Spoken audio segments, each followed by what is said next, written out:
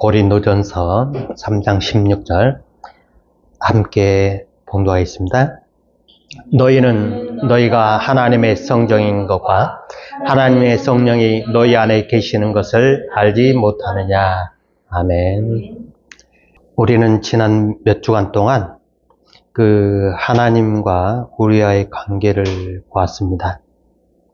그래서 오늘은 하나님의 형상에 대해서 정리를 좀 한번 하고 넘어가야 될 것 같습니다. 하나님의 형상이라고 하는 것은 오직 창조주 하나님의 영적인 관계에서만 밝혀진다고 이야기를 했지요. 그래서 삼위일체 되신 하나님이 자신들과의 그 관계가 철저히 인격적인 관계, 다른 말로 말하면 영적인 관계이듯이 사람을 영적인 존재로 하나님께서 창조를 하셨다라고 하는 말씀입니다. 그래서 사람이 영적인 존재로 지음을 받았다는 말은 그 사람이 영이나 어떠한 인격을 소유했다라고 하는 소유의 개념이 아니에요. 우리가 종종 이걸 좀 오해할 수 있는 부분인데, 사람이 영이나 어떠한 인격을 소유했다라고 그렇게 착각을 하는 경우가 있는데, 그런 개념이 아니고 하나님의 영과 그리고 사람의 영이 직접적으로 관계할 수 있다라는 말, 더 나아가서 하나님을 너라는 존재로 만날 수 있다라고 하는 그 외에는 다른 게 없어요. 사람이 영을 소유한 게 아니고 뒤집어서 하나님의 영이 사람을 소유를 하겠지요. 나의 상대가 하나님이라고 하는, 오직 하나님의 그 존재. 그래서 하나님이 나에게 있어서는 너로, 그리고 하나님, 당신의 입장에서 봤을 때는 하나님이 나이잖아요. 그리고 사람에게 향했을 때는 하나님에게서는 사람이 너로 서겠지요.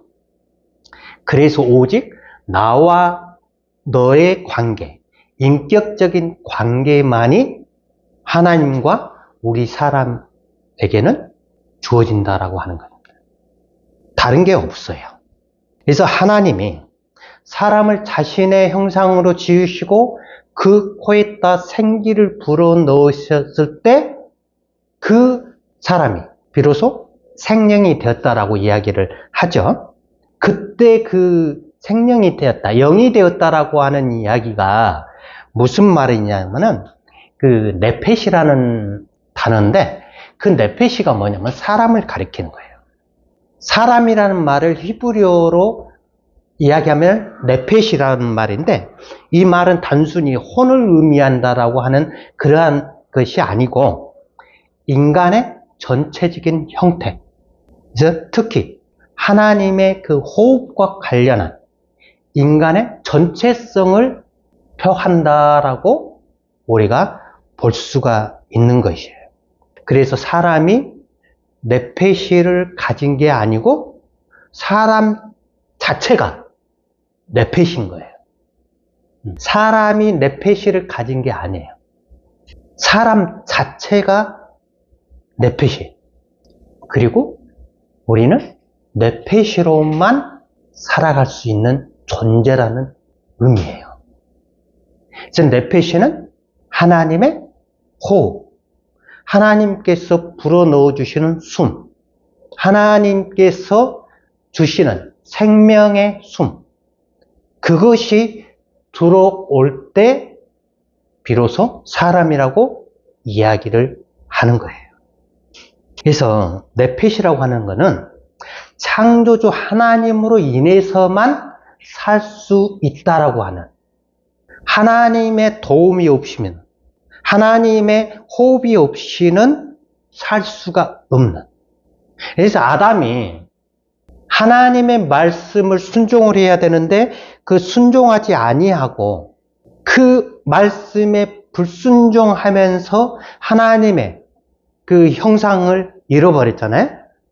하나님의 형상을 잃어버렸기 때문에 그 네페시가, 그러니까 하나님의 영이, 하나님의 숨이, 하나님의 호흡이, 하나님이 불어넣어 주시는 생명이 단절되어 버린 거예요. 그래서 죄를 지은 자들을 향해서 사람이라는 용어를 못 쓰는 거예요.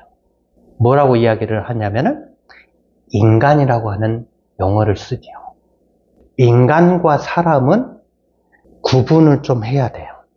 보통 우리가 그냥 사람 하면은 같은 사람, 인간이고 사람이고 똑같은 걸로 보는데, 이걸 이제 좀 신학적인 그러한 부분으로 보면은 인간과 사람은 좀 구분이 되는 거죠. 어려운 부분이 좀 있긴 하는데, 그래서 사람이라고 하는 거는 창조주 하나님의 그 영적인 관계를 갈망하면서 살아가기로 다짐하는 그러한 존재가 바로 사람이다. 오직 하나님의 도움에 의해서만 살아갈 수 있는 존재. 그래서 사람은 창조주 앞에서는 본질적으로 네페시, 곧 인격적인 존재이며, 이것은 창조주가 불어넣어주는 루아흐라고 하는 그 생명의 숨, 다르게 말해서 영적인 능력으로만 존재한다라고 하는 창조의 비밀이 담겨져 있는 것이죠. 그래서 사람은 오직 창조주가 매 순간 불어주는 영적인 호흡으로만 존재할 수 있다라고 하는 이 네페시를 가리켜서 우리는 사람이라고 이야기를 한다. 그 네페시하고 루아흐, 그러니까 생명의 숨, 하나님이 불어넣어 주신 루아흐하고는 떼어놓을 수 없는 숙명적인 관계라고 보면 돼요. 그래서 그 하나님께서 생명의 호흡을 불어넣어 주지 않는 네페시는 영혼이 없는 육체와 같은 거예요. 그리고 네페시가 없는 그 루아흐라고 하는 것은 육체 없는 영혼과 같아요. 이 관계를 가리켜서 창조 근원적인 관계라고 이야기해요. 창조 근원적인 관계라고 하는 것은 죄로 인해서 이게 없어지지 아니하는, 어떠한 형태로도 이것을 해할 수 없는, 죄로 상실할 수 없는 그러한 관계다. 그래서 사람이 타락했다라고 해서 사람이 개나 동물들과 같이 그러한 형태로 바뀌지가 않는다는 거예요. 이걸 우리가 기억을 해야 돼요. 사람이라고 하는 것은 저번에도 이야기했듯이 하나의 껍데기, 사람이라고 하는 그 껍데기가 있기 때문에 우리는 형식적인 하나님의 형상을 소유하고 있다. 그래서 인간이 죄로 인해서 타락을 했을 때 성경 어디에를 봐도 사람이 동물이나 그런 걸로 바뀌지 않았다라고 하는, 더 이상 사람이 아니다라고 하는 말이 성경에는 기록이 안 되어 있지요. 사람은 죄로 말미암아 타락을 했어도 여전히 형태는 사람의 모습을 가지고 있다. 그래서 사람의 형태를 가지고 있기 때문에 그 사람은 아무리 죄를 지었다 할지라도 하나님을 만날 수 있는 카테고리, 관계, 그게 남아있다라고 하는 거예요. 네. 그래서 사람이라고 하는 것은 하나님 앞에서 아무리 죄악 가운데 있다 하더라도 하나님이 부르실 때 응답할 수 있는 존재가 바로 사람이다. 물론 그 사람이 죄로 인해서 하나님의 형상을 잃어버렸기 때문에 더 이상 사람이라고 부르지 못하고 인간이라고 하는, 죄악 가운데 있는 인간이라 하더라도 그 인간에게 있어서는 사람의 형태는 남아있어. 내용물은 지금 완전 죄로 인해서 다 빠져나가 버렸대. 죄로 인해서 모든 것이 박살이 나 있는 상태지만은 사람이라고 하는 그 껍데기는 남아있기 때문에 그 존재는 하나님을 만날 수 있는 기회가 언제든지 주어지게 되는 거죠. 인간 외에는, 동물들은 하나님을 절대로 만날 수가 없는 거죠. 그래서 오늘 본문에 보면은 고린도전서 3장 16절에 그리스도 안에 있는 자들을 가리켜서 너희가 하나님의 성령인 것과 하나님의 성령이 너희 안에 계시는 것을 알지 못하느냐. 이거는 우리가 그리스도 안에서 이 껍데기인, 사람의 그 껍데기인 그게 하나님과 관계를 가짐으로 말미암아 우리 속에 하나님이 들어오셔서 역사하실 수 있는, 그래서 바울이 이 말을 할 수 있는 근거가 된다라고 이야기를 하는 거죠. 그리스도 안에 있는 자들을 가리켜서 바울이 성전이라고 이야기를 하고 성령이 계시는 곳으로 표현을 하고 있다. 이것이 가능하기 위해서는 사람이라는, 그래서 하나님의 말씀을 받아들이는 그 존재는 부패했다 하더라도 삭제되거나 제거되지 않는 존재. 그래서 이 사람을 가리켜서 그 종교 개혁자들이나 그 여러 신학자들이 뭐라고 이야기를 하냐면은 원래의 의라고 하는 용어를 사용을 했어요. 이거는 죄로 인해서 완전히 상실되어 버렸지만은 사람이라고 하는 그 껍데기는 상실되거나 삭제되거나 제거되지 않기 때문에 인간은 사람이어야 한다라고 하는 명령이 주어지게 된 거죠. 쉽게 이야기하면 인간은 죄를 지음으로 말미암아 사람이 인간이 되었다. 한마디로 그 말이에요. 그래서 스스로 창조주 없이는 존재할 수 있다라고 믿는, 그러니까 하나님이 없이도 스스로 존재할 수 있다, 충족할 수 있다라고 하는 자기 충족적인 존재가 되어버린 거예요. 그러나 인간은 반드시 사람이 되어야만 하는 존재다. 그래서 그것은 예수 그리스도로 인해서 주어지는 하나님의 구속의 사랑으로 반드시 그 내용물이 채워져야만 한다. 이런 상태를 가리켜서 우리는 신앙적 존재, 신앙하는 그러한 존재라고 표현을 해요. 오직 사람만이 신앙을 가질 수 있는 존재다. 사람이 하나님의 형상으로 지음을 받았다라고 하는 그 증거를 성경이 직접 이야기를 하고 있는데, 우리는 그러면 어떤 면에서 사람이 하나님의 형상인 것을 알 수가 있냐 하는 거죠. 우리 복음서에 보면은 예수님께서 하나님을 가리켜서 자신의 아버지라고 부르죠. 그때 그 아버지는 어떤 실체를 가지고 있는 그러한 분이 아니시지요.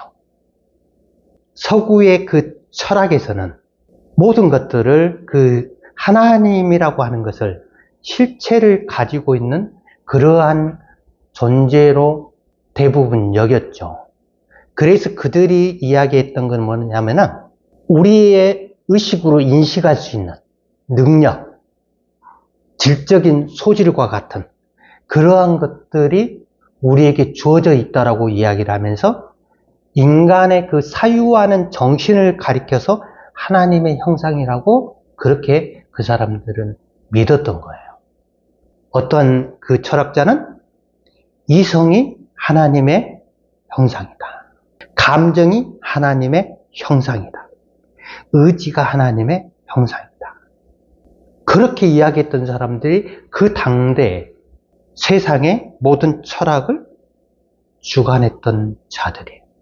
그리고 그 영향을 받았던 모든 지금 포스트 모더니즘 시대에 살고 있는 그 지금의 의식 철학을 하는 사람들도 똑같이 하나님을 무엇인가 생각을 해서 실체로 규명을 하려고 하는 그러한 일들이 일어나고 있는 거죠.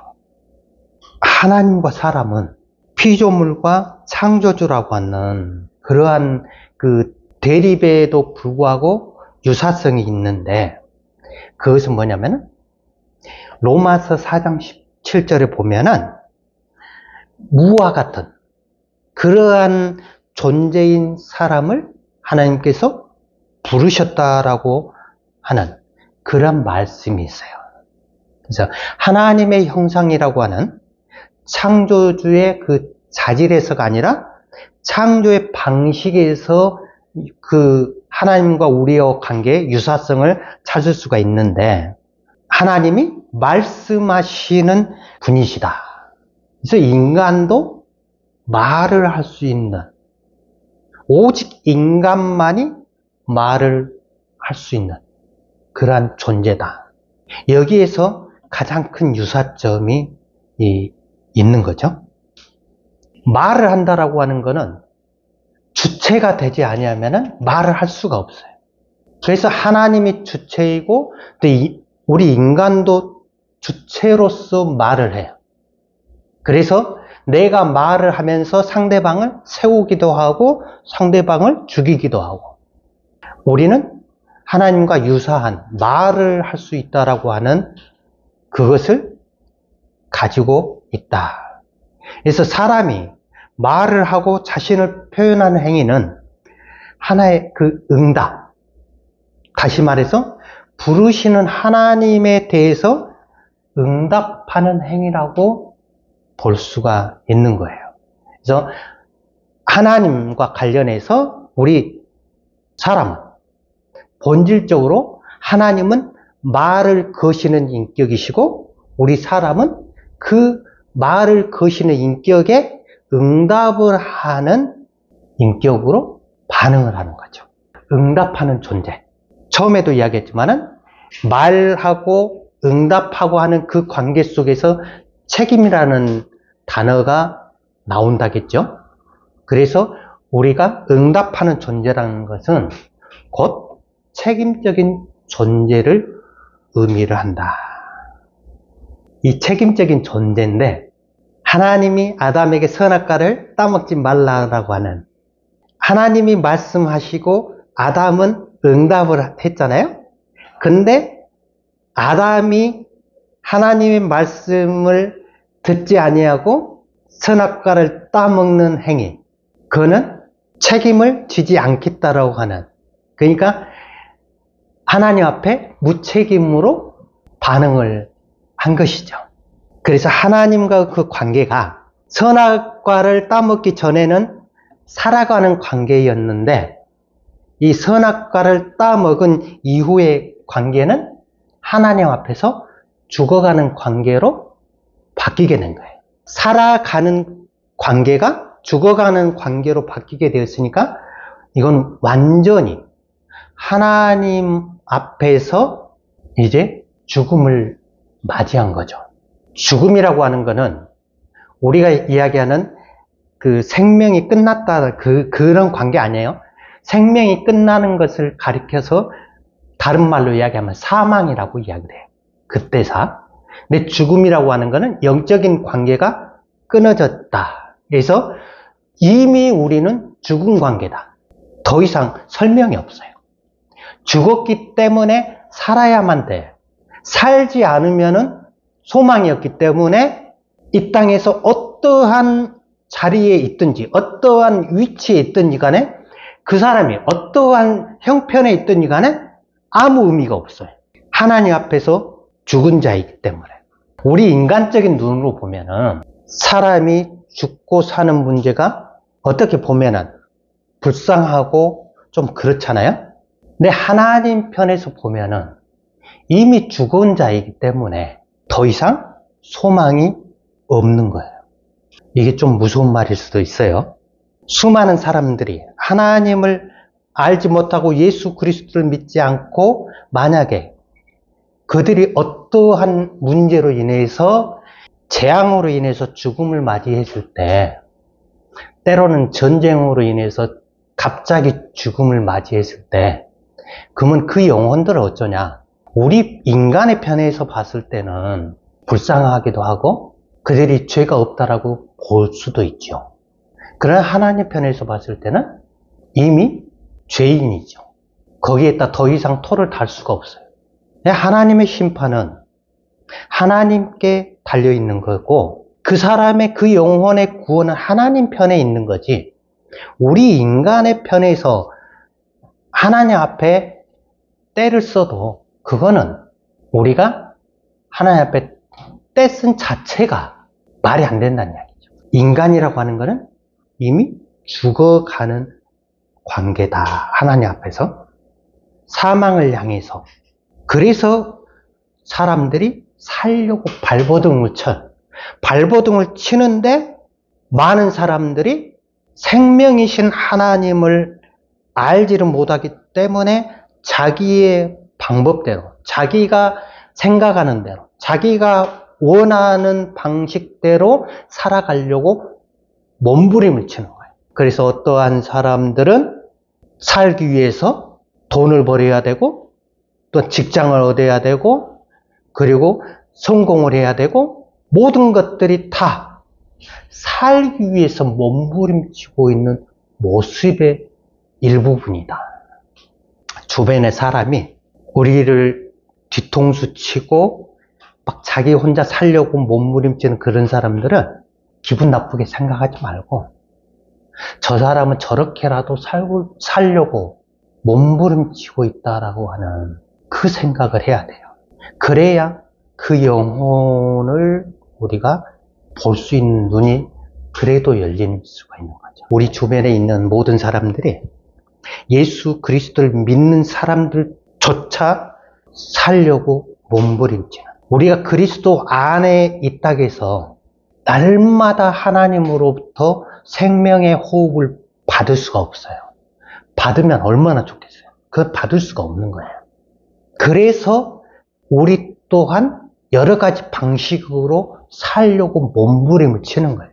그 사람을 살려고 몸부림치는 그 사람을 향해서 너는 왜 이러냐, 이렇게 하면 안 되냐, 그 이야기 하는 자체가 모순이라는 거예요. 그 사람은 그렇게 안 하면은 죽으니까 그렇게라도 해서 살려고 하는 거니까 있는 그대로 모습을 받아줘야 되는 거예요. 나한테 맞추는 거는 이미 내가 죄악 가운데 있는 나의 모습이기 때문에 모든 것을 나한테 맞추려고 하는 거예요. 그러면은 아무것도 안 되겠죠.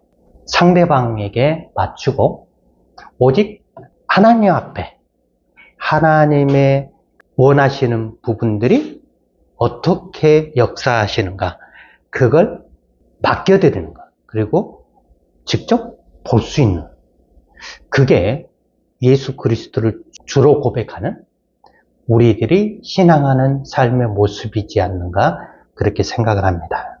그래서 지나간 시간에 얽매이지 말고 순간순간 찰나적으로 우리에게 다가오시는 그 하나님 앞에 우리 자신을 순간순간 응답하는 그러한 삶으로 살아가기를 주님의 이름으로 축원합니다.